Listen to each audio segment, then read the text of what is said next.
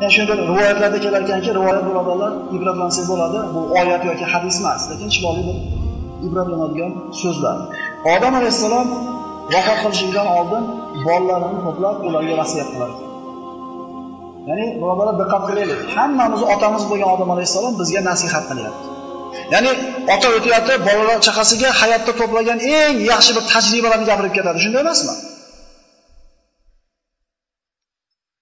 Bolalaringizga aytinglar dedi Odam alayhissalom. Dunyo bilan xotirjam bo'lib qolishmasin. Dunyoga ko'ngil qo'yishib olmasin.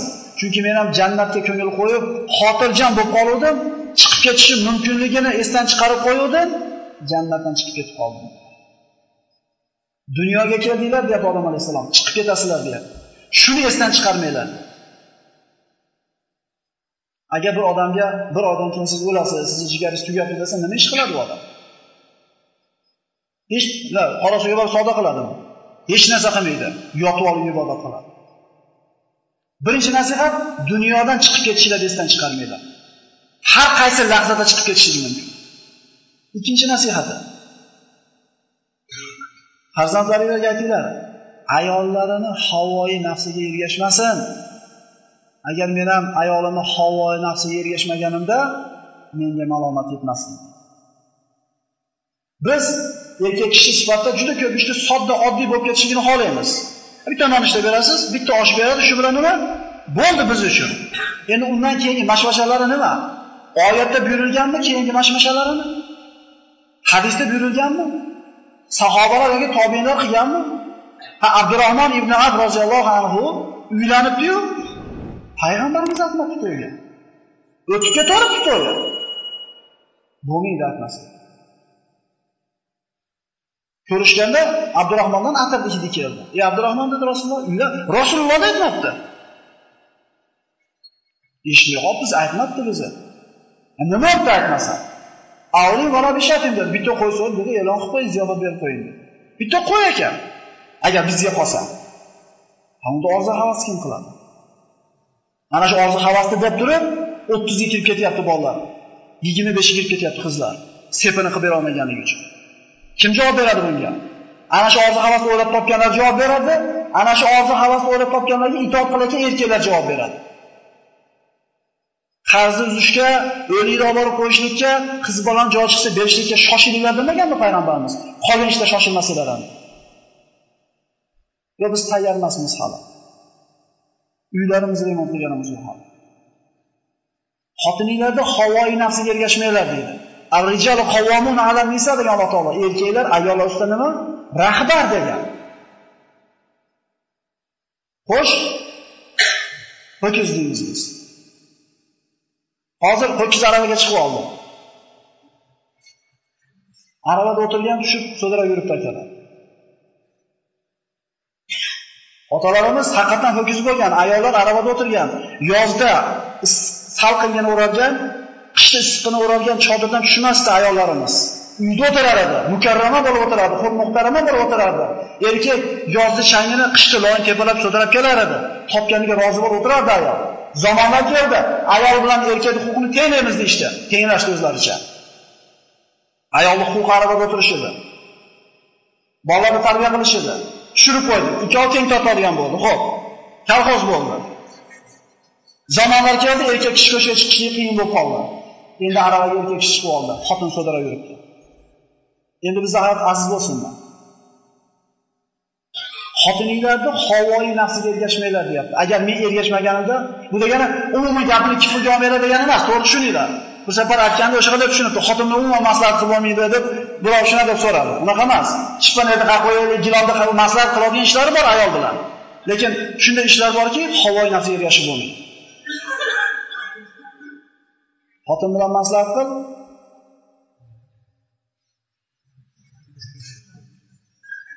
Uchinchi qilgan nasihati, qul lahum kullu amalin turidunahu fanzuru aqibatahu.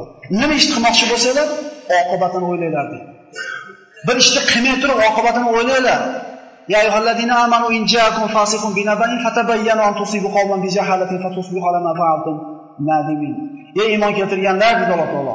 Bir fosiq bir xabar olib kelsa, tekshirmasdan turib bir ish qilolmaylar shu xabarga qarab.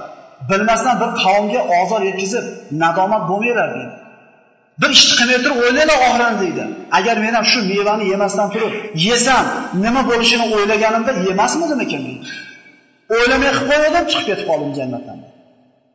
Bitta xato qildim, chiqib ketdi shu.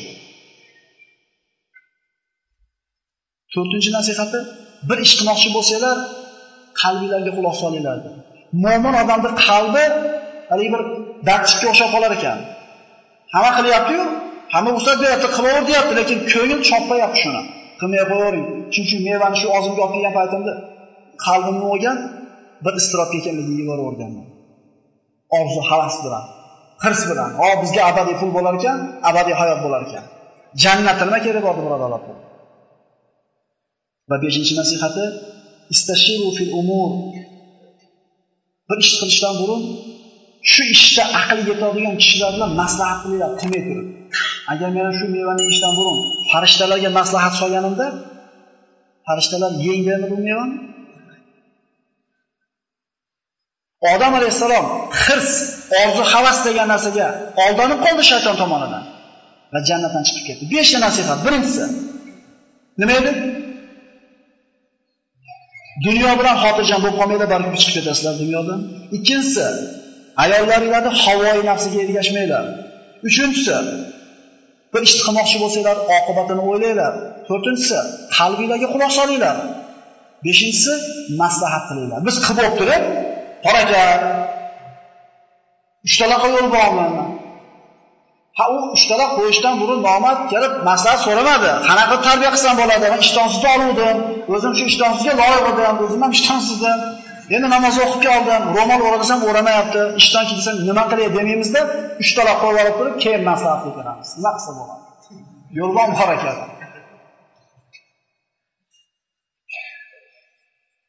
Rasululloh sollallohu alayhi vasallam boshqa hadisda marhamat qiladi. Kun fi dunya kannaka g'arib aw abir sabil va ud nafsaka min ahli al-qubur.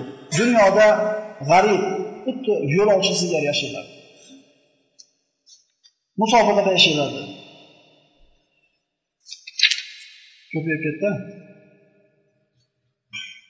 Mana payg'ambarimizdan bu duo bor ekan. Mana musofir haqida. Bir musofir mana kinolarda ko'ramiz, qadim zamonda tayog'ini ko'tarib yo'lda yursa, biror bir daraxt tagiga boradi-da, salqinlab o'tiradi, dam oladi, yeydi, shuni bo'ladi, nima qiladi yana? To'xtashdan maqsad nima? Dam olishdan maqsad nima?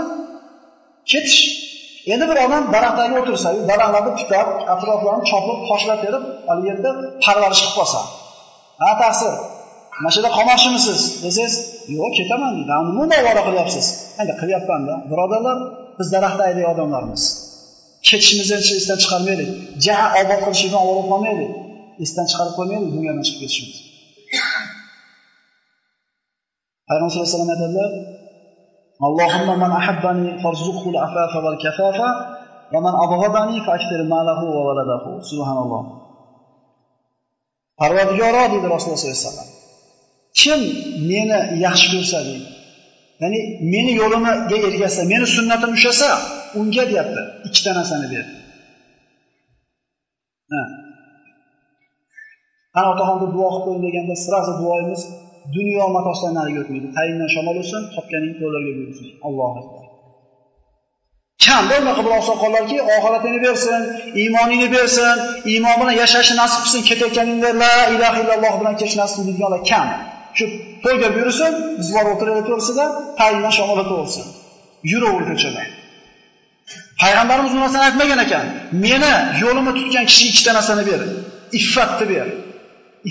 Iffat degani birovning qo'liga qaramaslik. Birovdan umidvor bo'lmaslik. Bandasining oldida mana shunday turishligi va kifoyalikni ber. Birovning qo'liga qaratma va yetadigan narsasini ber. Oshirib ol demayapti. Biz albatta pulli bo'lish so'raymiz-da. Kasbkorga beradi, barcha ber, topganlarini aytib aytgandek to'yga buyursin. Birodarlar, ikkita narsani so'rayapti. Iffatni ber. Muhtoj qilma birovga va yetadigan narsani ber. Endi kim meni g'azablantirsa, meni yo'limni yurishini xohlamasa, uni bankrot qil, uni kasal qil, uni kambag'al qil demagan ekan. Bizda yomonlikmi bu narsa, to'g'rimi? Kasal bo'lish yomonlik, kambag'al bo'lish yomonlik, bu yomon narsalar. Biz qo'rqamiz bu narsadan. Nima degan ekan? Meni yo'limda yurishlikni xohlamagan kishini pulini ko'paytirib qo'y. Bola chaqasini ko'paytirib qo'y. Yuribmiz bola chaqa deb ikkita narsa. Bola, chaqa. Yawmala yanfa'u malun wala banun illa man atalloha biqalbin salim. Qiyomat kunida insonda na bolasi, na chaqasi yordam bermaydi deyapti Alloh. Faqat pokiza qalbi yor. Mana shu ikkita narsani aytayapti Alloh taolo. Payg'ambarimiz ham shu ikkita narsani aytayapti. Pulini ko'paytirib qo'y, Alloh qolsin puli bilan, bola chaqasini ko'paytir, shular bilan oxiratdan Alloh qolsin. Birodalar, dunyoni shipeshimizdan chiqarmaylik. Musofirda yashaylik. Inshaalloh shayton makriylasidan omonda qolsa yashaymiz. Demak, sizlar bilan bugun orzu havas va hirs degan kasallik ko'rib chiqqan bo'ldik. Assalomu alaykum va rahmatullohi va barakatuh.